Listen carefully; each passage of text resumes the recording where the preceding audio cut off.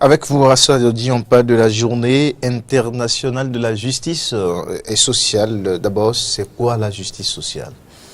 La justice sociale, c'est un principe à la fois politique et moral qui a pour objectif une égalité des droits et une solidarité collective qui permettent une juste distribution une distribution juste et équitable, j'allais dire, des richesses, qu'elles soient matérielles ou symboliques, entre les membres de la société. Et c'est aussi une reconnaissance de la liberté aux populations. Donc il faut retenir de cette définition, on retient 3 éléments. Il y a l'égalité, il y a l'équité et la liberté. Donc ce sont ces 3 éléments qui fondent la justice sociale. Et pourquoi consacrer une journée pour parler de la justice sociale? Alors il faut dire que la journée internationale de la justice sociale a été initiée par les Nations Unies et elle a pour objectif de corriger les inégalités constatées dans le monde, les obstacles liés à la race, liés à l'âge, au sexe, à l'ethnie, à la religion, à la culture ou au handicap. Et cette journée permet de savoir si les 3 éléments cités tout à l'heure, c'est-à-dire la liberté, l'égalité et l'équité sont effectivement constatées dans les États.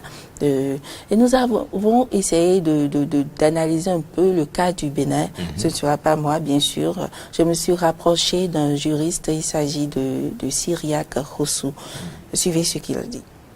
Le cas de notre État, le Bénin, il faut voir tout de suite, est-ce que les citoyens aujourd'hui ont tous accès au service public, c'est-à-dire à l'éducation par exemple, ou à la santé. On va juste prendre ces 2-là. Est-ce qu'aujourd'hui tous les Béninois ont accès à une éducation de qualité? Est-ce qu'aujourd'hui tous les Béninois et toutes les Béninoises ont accès à des services de santé de base? La réponse, elle est négative parce que aujourd'hui tout le monde n'a pas accès à ces services-là. Et j'en veux pour preuve, j'écoute souvent, mais j'ai l'habitude d'écouter souvent certains aînés de la société civile béninoise. Quand ils parlent, ils nous disent que aujourd'hui l'enfant Bouvier de Djougou et l'enfant de Ganvier ne peuvent pas aller à l'école pendant les 9 mois. On peut tout faire, ils ne peuvent pas aller à l'école sans discontinuité pendant les 9 mois. Donc, qu'est-ce que l'État fait, n'est-ce pas, pour assurer l'accès à l'éducation en tout temps à ces citoyens, à ces enfants-là? Donc, il faut voir ce qu'on est en train de faire et voir si ça rentre en ligne de compte, n'est-ce pas, avec la promotion, bien la protection sociale des Béninois. Et également, ce qu'il faut également dire quand on aborde cette question, c'est qu'il faut tout de suite questionner ces différents rapports internationaux qui viennent montrer que nous avons encore du chemin à faire quand il s'agit de la justice sociale. J'en veux pour preuve le dernier rapport, l'indice de perception de la corruption. Vous voyez, on nous place très loin derrière, on est 85e sur 182 États. Quand on est 85e sur 180 États, alors vous vous rendez compte qu'on a encore assez de choses à faire. Alors, ça veut dire, avant de vous laisser partir maintenant, que doivent faire les États pour une réelle justice sociale? Je voudrais d'abord rappeler que le thème choisi par les Nations Unies pour la célébration de cette année est ni paix ni développement sans justice sociale. Et l'Organisation internationale du travail estime qu'environ 2 milliards de personnes, dont plus de 400 millions, sont âgées de 15 à 29 ans et qui vivent actuellement dans des situations de fragilité et de conflit. Et la création, l'OIT estime que la création de meilleure qualité et un meilleur accès aux emplois pour les 40% les plus défavorisés peuvent augmenter les revenus et contribuer à des sociétés plus cohérentes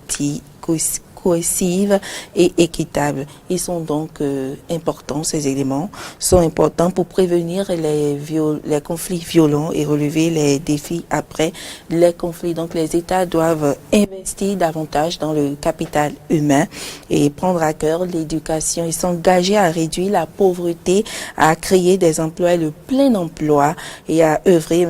Lorsqu'on parle de plein emploi aujourd'hui au Bénin avec la loi sur l'embauche, et œuvrer en faveur de l'équité, de la justice, des droits de la personne, de la santé, de la sécurité des collectivités. Et tous ces éléments sont donc indispensables pour une justice sociale. On retrouve Cyriaque Rousseau. L'opinion aujourd'hui, c'est que les gens n'ont plus envie de saisir la justice, parce que peut-être la justice a déjà... la justice est rendue d'avance. Alors quand on arrive à ce niveau d'analyse dans une démocratie comme le nôtre, alors ça craint. Ça craint. Donc il faut travailler à ce que les populations puissent croire de nouveau au service, croire de nouveau en l'État.